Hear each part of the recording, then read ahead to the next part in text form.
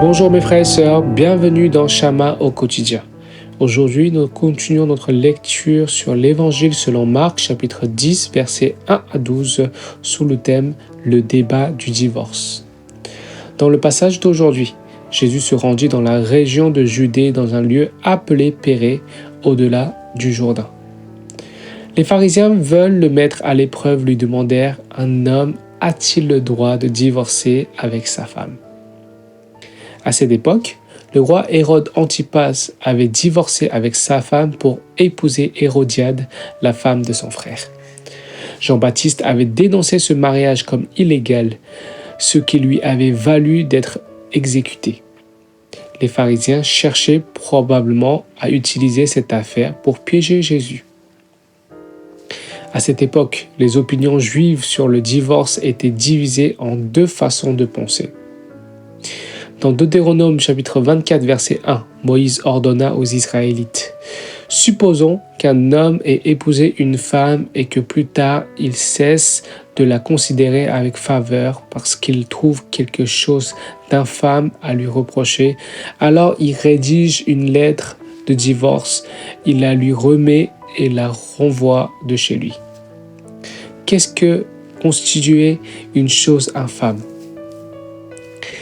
L'école de Chamaï l'interprétait comme l'infidélité, tandis que l'école de Hillel l'interprétait comme le mécontentement. Même si une femme brûlait la nourriture, elle pouvait être répudiée.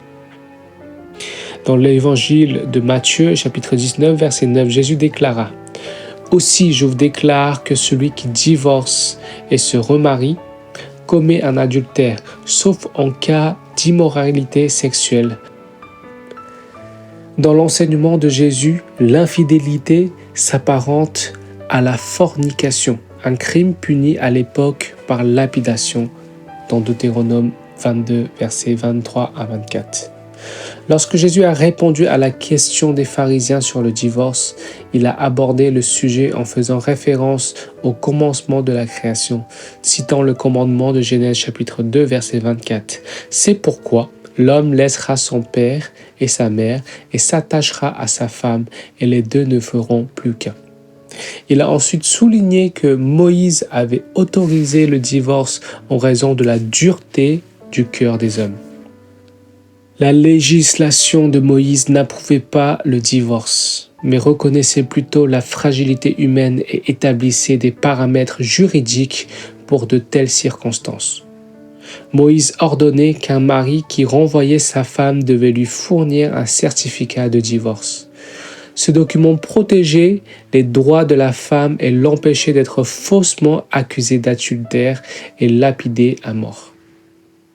Cependant, cette législation concernant le divorce est née de la rébellion de l'humanité contre l'intention initiale de Dieu pour le mariage, parce que le cœur dans l'homme était endurci. Moïse a autorisé le divorce à titre de concession. Jésus a réaffirmé que pour ceux qui appartiennent à Dieu, le mariage doit être rétabli selon l'intention initiale de Dieu. Le passage biblique d'aujourd'hui nous rappelle également que les Juifs de l'époque ne cherchaient que des moyens légaux dans les commandements pour satisfaire leur désir égoïste de divorcer. Nous devons réfléchir à notre propre conduite.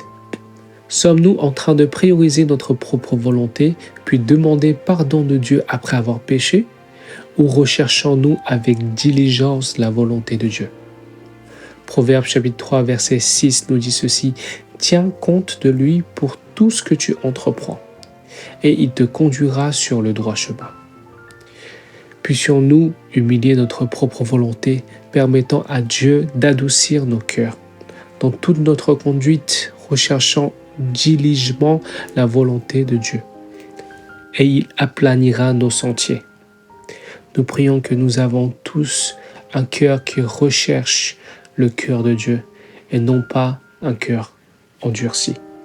Soyez bénis dans sa parole.